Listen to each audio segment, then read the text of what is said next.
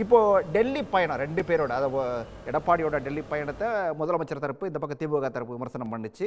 இப்போ எடப்பாடி வந்து முதலமைச்சரோட பயணத்தை விமர்சனம் பண்ணுறாரு. இதை எப்படி எடுத்துக்கலாம்? அவங்க சொன்னாங்கங்கிறதுக்காக இவர் சொல்கிறாரு அப்படி எடுத்துக்கலாமா? இல்லை இவர் எடப்பாடி சொல்கிறது போல் இவர் வந்து பயத்தினால தான் முதலமைச்சர் போனார், இடிக்கான பயத்தினால தான் போனார் அப்படின்னு சொல்லி அப்படி எடுத்துக்கலாமா? எப்படி எடுத்துக்கிறது இது? இல்லை, முதல்ல அந்த பயம் அப்படிங்கிறத வந்து இவர் சொல்கிறது அப்படிங்கிறது, இவர் வந்து பாஜக சொல்வதை செயல்படுத்தக்கூடிய ஒரு பயத்தில் தான் இவர் பேசுகிறார். எப்படின்னு 2 விதமாக நம்ம வந்து பார்க்கணும். மரியாதைக்குரிய எடப்பாடி பழனிசாமி அவர்கள் வந்து டெல்லிக்கு போகிறாருன்னா அஃபீஷியலாக வந்து எதுக்கு போகிறேன்னு அவர் சொல்லலை. முதலமைச்சர் அவர்கள் சட்டப்பேரவையில் இந்த மாதிரி தலைவர் போகிறாரு அப்படின்னு சொன்னதுக்கப்புறம் தான் அவங்க கட்சிக்காரங்களுக்கே தெரியும். முதல்ல அவங்க கட்சிக்காரங்களுக்கே அது ரகசியமாக வச்சுருக்கிறாரு. அப்போ அவர் இப்போ பேசும்பொழுது நம்ம பார்க்குறோம், அவர் வந்து இறங்கி மரியாதைக்குரிய தம்பிதுரை அவர்கள் காரில் போனால் அப்புறம் அங்கே இறங்கிட்டு பாதியில் போயிட்டு வேறு காரில் போகிறோம் அவர் தான் வந்து சொல்கிறாரு. கட்சி அலுவலகத்தை நான் பார்வையிட போகிறேன்னு சொல்கிறாரு. அமித்ஷாவை பார்க்க போகிறேன்னு சொல்லலை. இவர் பேசும்பொழுது நான் பாகிஸ்தான் அமைச்சராக பார்க்க போகிறேன் அப்படின்னு சொல்லி சொல்கிறாரு. நீங்கள் வந்து எதுவுமே வெளிப்படைத்தன்மை வேணும். நான் வந்து உள்துறை அமைச்சரை தான் பார்க்க போகிறேன், அவர்கிட்ட தான் நான் பேச போகிறேன், கூட்டணி தான் பேச போகிறேன்னா அது பிரச்சனை இல்லை. ஆனால் 2021 சட்டப்பேரவை தேர்தல் முடிந்த பிறகு நீங்கள் என்ன சொன்னீங்க? நாங்கள் வந்து பாஜகவோட 24லையும் கூட்டணி இல்லை, 26லையும் கூட்டணியில் நீங்கள் தான் சொன்னீங்க. இப்போதும் கூட்டணி இல்லை, எப்போதும் கூட்டணி இல்லை. SDPI மாநாட்டில் நீங்கள் என்ன பேசுனீங்க? நான் வந்து பாஜகவோடு எப்போதுமே கூட்டணி வைக்க மாட்டேன்னு சொல்லி பேசுகிறீங்க. மதுரை மாநாட்டில் நீங்கள் என்ன தீர்மானம் போட்டீங்க? ஜெயலலிதா அம்மையாரையோ புரட்சித் தலைவர் எம்ஜிஆர் அவர்களையோ கடுமையாக அண்ணாமலை அவர்கள் விமர்சனம் பண்ணுறாரு, அதனால் பாஜக கூட நாங்கள் கூட்டணி வைக்க மாட்டோம், அது விமர்சனம் இல்லை அவதூறும் நீங்கள் தான் வந்து தீர்மானம் போட்டீங்க. நீங்கள் உங்கள் கட்சிக்காரங்களுக்கு நீங்கள் வந்து எல்லாத்துக்கும் வழிகாட்டிட்டீங்க. மரியாதைக்குரிய ஜெயக்குமார் அவர்கள் சொன்னார், நான் வந்து பாஜகவோட சேர்ந்ததுனால தான் நான் வந்து நான் தோற்றேன் அப்படின்னு சொல்லி சொல்கிறாரு. ராமநாதபுரம் முன்னாள் நாடாளுமன்ற உறுப்பினர் அன்வர் ராஜா வந்து இந்த கூட்டணியே வந்து ஏற்புடையதில்லை என்றார்.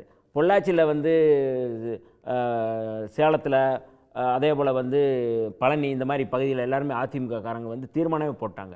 இப்படி இருக்கும்போது நீங்கள் வந்து நான் என்ன வேணாலும் பண்ணுவேன் அப்படின்னு சொல்கிறது ஒரு சர்வாதிகாரத்தன்மையாக தான் நம்ம வந்து பார்க்க முடியாது. கட்சிக்காரங்களே அதை ஏற்புடையது இல்லை.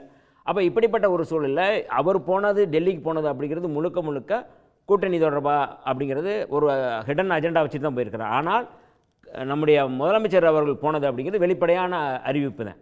3 முறை போகல அப்படின்னு திரும்ப சொல்கிறோம், அதுவே தவறு. முதல் முறை வந்து அவர் கலைஞர் அவருடைய நினைவு நாள், 2வது முறை வந்து மரியாதைக்குரிய முதல்வர் அவர்கள் வெளிநாட்டு பயணம், 3வது முறை ஒரே ஒரு முறை அவர் வந்து அதுக்கான காரணத்தை விலைக்கு அறிக்கை கொடுத்துருக்குறாங்க. அது தமிழ்நாடு புறக்கணிக்கப்பட்டிருக்கு, பட்ஜெட் புறக்கணிக்கப்பட்டு எல்லாத்தையும் அவர் சொல்லி தான் விளக்கம் கொடுத்துருக்காரு. இந்த முறை போவது அப்படிங்கிறது வந்து மாநில உரிமை சம்மந்தப்பட்ட எல்லாத்தையும் நம்ம கோரிக்கை வைக்க வேண்டியது இருக்குது. எப்படி நாங்கள் வந்து இதில் வந்து பிஎம்ஸ்டி நீங்கள் வந்து இதில் சேர்ந்தால் தான் நீங்கள் நிதி கொடுப்போம்னா எப்படி அது சரியாக இருக்கும்? நாங்கள் தேசிய கல்விக் கொள்கையில் நாங்கள் சேர மாட்டோம், SSCயில் மூலமாக நீங்கள் வந்து நிதி கொடுக்கணும் அப்படி எல்லாத்தையும் நம்ம விளக்கி பேசுகிறாரு.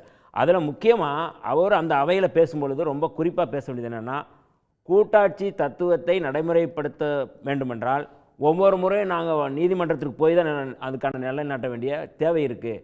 இப்படிப்பட்ட ஒரு சூழல் எப்படி கூட்டாட்சி தத்துவத்தை வந்து நம்ம வந்து காப்பாற்ற முடியும் அப்படிங்கிற மிக வலிமையாக அந்த இடத்துல வந்து பேசுகிறார். இது வந்து நீங்கள் வந்து அங்கே போய் ஈடிக்கு பயந்துட்டு தான் பேசுகிறாருன்னா இதை எப்படி பேச முடியும்? வெளியில் வந்துட்டு பேசுகிற வெளிப்படையாக சொல்கிறாரு, நாங்கள் தேசிய கல்விக் கொள்கையில் நாங்கள் வந்து கட்டாயம் வந்து சேர மாட்டோம் தான் வந்து சொல்கிறாரு. இப்போ இப்படிப்பட்ட சூழலில் ஈடிக்கு பயந்துட்டு அப்படின்னா ஈடி தொடர்பான வழக்கு உச்சநீதிமன்றத்தில் மிக கடுமையாக வந்து மரியாதைக்குரிய உச்சநீதிமன்ற தலைமை நீதிபதி PR ஹவாய் வந்து சொல்லிட்டாரு, அமலாக்கத்துறை நேர்மையற்ற துறையாக இருக்குது, அது எல்லை மீறுகின்றது, வெளிப்படையாக சொல்கிறாங்க. நீ தனிநபருடைய வழக்கை வந்து நீ எப்படி வந்து ஒரு துறையில் போய் நீங்கள் பண்ணுவீங்க அப்படிங்கிறது கண்டிச்சிருக்கு. இப்போ கண்டிச்சிருக்கு அப்படின்னா நீங்கள் வழக்கு நீதிமன்றத்தில் இருக்குது. இப்போ இவங்க வந்து எடப்பாடி பழனிசாமி அவர்களோ இல்லை மற்றவர்களோ பேசுனாங்க அப்படின்னா அது வந்து நீதிமன்ற அவமதிப்புகளுக்கு தான் போகும். அப்போ இப்படிப்பட்ட நீங்கள் எப்படி வந்து நீங்கள் அது கண்டிக்கிறாங்க, ஈடிக்கு பயந்துட்டு போகிறீங்க அப்படின்னா அப்போ ஈடியை வந்து மோடியை பார்த்தால் ஈடி வந்து ஆஃப் ஆகிடும் அப்படிங்கிறத ஈடியும் வந்து அவங்க வந்து என்ன மாதிரி செயல் திட்டத்தில் இருக்குது அப்படிங்கிறத அவர் வந்து சொல்கிறாரு. இது முழுக்க பாரதிய ஜனதா கட்சியினுடைய செயல் திட்டத்தை, அதாவது எப்படின்னா பாஜகவும் அதிமுக கூட்டணி வச்சிருக்கு, வெளிப்படைத்தன்மை. இப்போ பாஜகவை எதிர்க்கின்ற அணி தனியாக இருக்குது, 2 அணி தாங்க தமிழ்நாட்டில் அல்ல இந்தியாவில் உள்ள, இடதுசாரி வலதுசாரி தான். இப்போ வலதுசாரி யார் இடதுசாரி யாருன்னு தெரியுது. வலதுசாரி யாருன்னா பாஜக தலைமையில் இயங்கக்கூடிய அணிகள் எல்லாமே வலதுசாரி தான். இடதுசாரி அப்படின்னா வந்து முழுக்க பாஜகவுக்கு எதிரான அணி பூரா வந்து இடதுசாரிகள் தான். இப்போ வந்து இவர் சொல்லட்டும், எடப்பாடி பழனிசாமி அவர்கள் எதற்காக இப்படி குட்டை குழப்புறது, எதுக்காக வந்து திசை திருப்புறாரு? உங்கள் அணியை வந்து என்ன வேணாலும் நீங்கள் விரும்பி போகலாம், நீங்கள் அந்த கூட்டில் இருங்க, அது உங்களுடைய உரிமை சார்ந்தது. ஆனால் ரொம்ப முக்கியமாக நுட்பமாக நம்ம பார்க்க வேண்டிய இவர்கள் ஏன் இதை பரப்புரை செய்கிறாங்க அப்படின்னா, பாஜக எதிர்ப்பு அப்படிங்கிறது தமிழ்நாட்டில் அதிகமாக இருக்குது. அதை டைவர்ட் பண்ணணும். அதை வந்து நீங்கள் வந்து பாஜகவோடு திமுக இணக்கமாக இருக்குது அப்படின்னு காட்டுறது மூலமாக அவருடைய எதிர்ப்பை மட்டுப்படுத்துவது. ரொம்ப இது ஒரு நுட்பமாக பார்க்கணும். இது வந்து ஆர்எஸ்எஸ்னுடைய செயல் திட்டம். என்ன ஏங்க, கோட்பாட்டு அடிப்படையில் மிக வலிமையாக வந்து இன்றைக்கி வந்து முதல்வர் அவர்களாக இருக்கட்டும், இல்லைன்னா அந்த கட்சியில் இருக்க எல்லா விடுதலை சிறுத்தைகள் கூட்டணி எல்லாமே வந்து மிக தீவிரமாக வந்து ஆர்எஸ்எஸ் எதிர்ப்பு, பாஜக எதிர்ப்பில் இருக்கிறோம். இவங்களோட சேர்றாங்க அப்படிங்கிறதே வந்து ஒரு நகைச்சுவை இல்லையா? உடனுக்குடன் செய்திகளை தெரிந்து கொள்ள சன் நியூஸ் பெல் ஐகானை கிளிக் பண்ணுங்க.